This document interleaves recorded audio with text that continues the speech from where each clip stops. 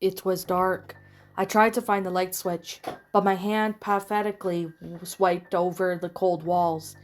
Every fiber of my body froze except my face, which grew hotter and hotter as my heart beat faster and faster. My hand jerked upwards and downwards, yet nothing found but smooth wallpaper. I dreaded what awaited for me at its end, but due to the lack of options, I was forced to retreat to the lightless room. My hands let go of the wall and clumsily ran into the darkness, unable to navigate at all. No matter how much I ran, I was unable to find any wall, any door, any end. I heard thundering footsteps above me again, moving towards me. My heart stopped for a moment as the air grew colder and I waited for the fearful tears leaking out of my eyes. It was so much to take. I tried to run back the way I came, but I had entirely lost my sense of orientation. All I knew is that the thick shadows were gnawing at my insanity, and my silence was so loud, so pronounced and unbearable.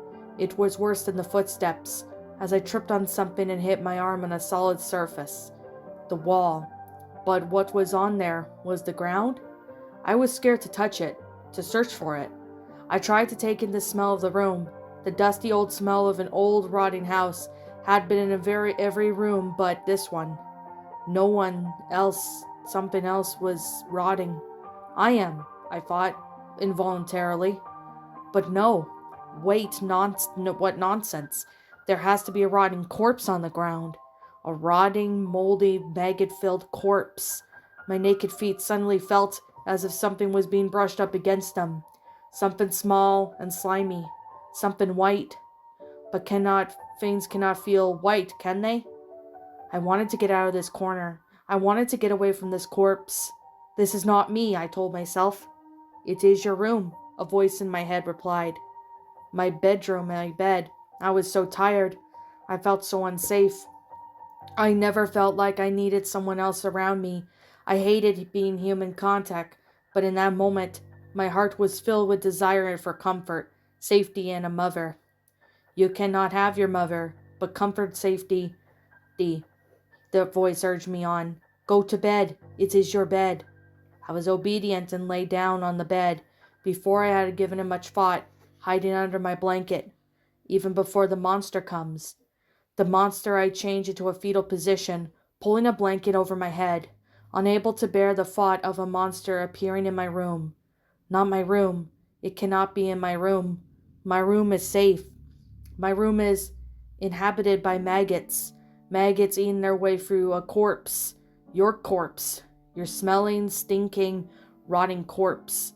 The voice in my head compelled to my sentence. No, I whispered frantically. No, no, no. This is not what I wanted to say. Who cares about what you wanted to say if what I say is true? The voice in my head whispered to my ear. I could feel the hot breath, smell the unpleasant scent of fouling tongue, and its words penetrated my mind. But this could not be. I was in bed. I was safe. I was under my blanket. My body relaxed. Nothing happened. The silence seemed to be more comforting and welcoming each sound.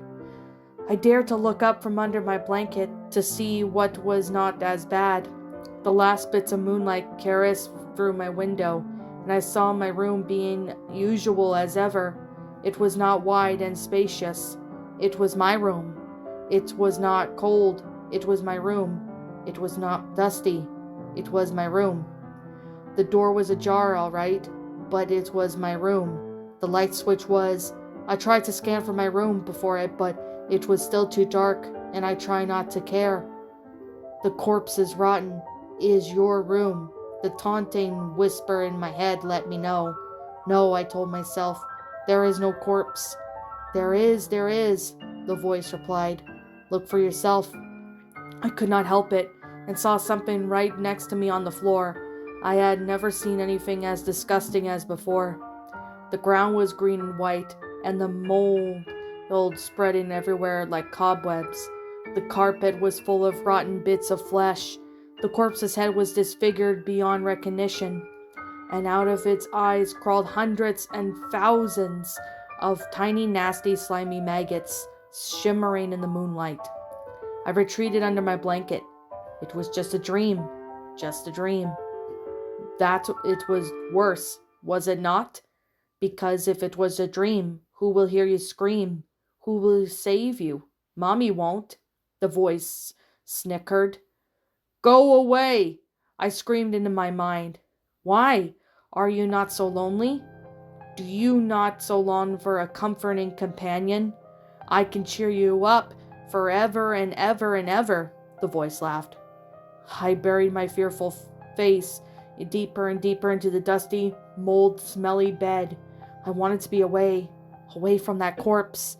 I felt like prickling on my face. It's the maggots, I told myself, involuntarily. It was repulsed immediately. And then, the voice continued shakily, as if in an attempt to control its laughter. Then I gross you out ever and ever and ever. It will never be boring. It will ever be so lonely. I found it hard to breathe, but I pressed my face even deeper into the repulsive bed. And then something happened that made my blood freeze. My heart stopped. The silence had been intruded upon by the light. Slow footsteps. Footsteps circling me, my bed, my teary face still buried into the rotting fabric. I heard the footsteps becoming louder, faster, and more vigorous. I stopped breathing. I knew it was pathetic, but I still tried to cling to the hope, the illusion that the monster did not know where I am, that I was well hidden, that I was safe. Stop hiding. I'll find you. I'll find you always, anyways, and always. The voice screamed now madly, but outside my head. I waited so long. The footsteps had stopped at last. This silence was unbearable. This air seemed heavy.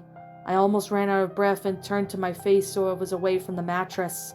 Suddenly a white hand, and a hand with a bloody claws, penetrated my safe harbor, my blanket. I was horrified and felt my body twitch. The hand moves towards me slowly. Its movement's not unlike a disgusting spider. It grabbed my hand forcefully, tried to pull me out of there. Then a second hand pulled away the blanket completely, and I stared into the disfigured pale face. I won, the creature spoke. As its red mouth moved, I noticed rows of sharp yellow teeth. Repulsed, I tried to look away, but my eyes caught its glowing yellow eyes. Merry Christmas, it spoke.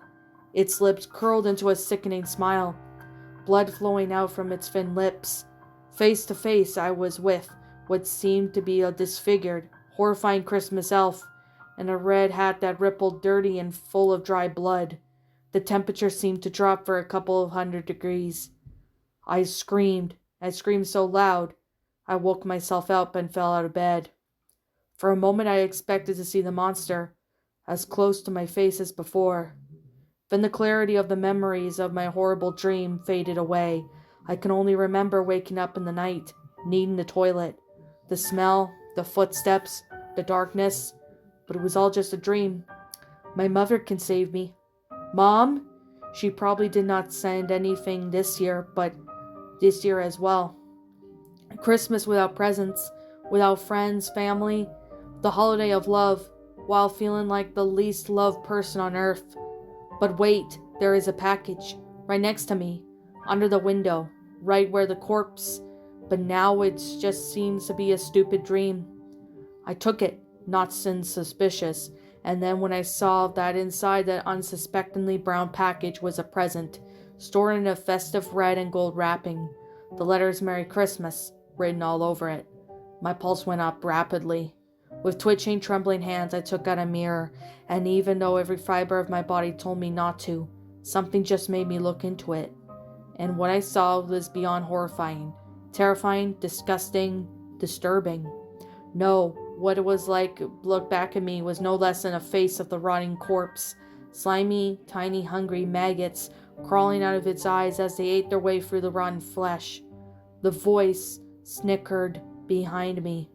Merry Christmas. What's up, my pretties? It's the Lion Queen here. I want to appreciate you all for tuning into this video, and I do appreciate you guys supporting my video by giving this video likes and stuff. If you really enjoyed this video, be sure to leave a like, Comment and subscribe if you're new. Ring the bell for notifications to when I upload, so that way you guys will get updated for whenever I upload. If you want to follow me on Twitter or DeviantArt, feel free to leave a follow on those if you are interested in following me on those socials. If you want to support my backup channel, known as Miss Dark Shigo, feel free to subscribe to it, as a link to that will also be in the About page section. And with that being said, and that being the case, thank you so much for watching, my pretties, and as always, please stay pretty.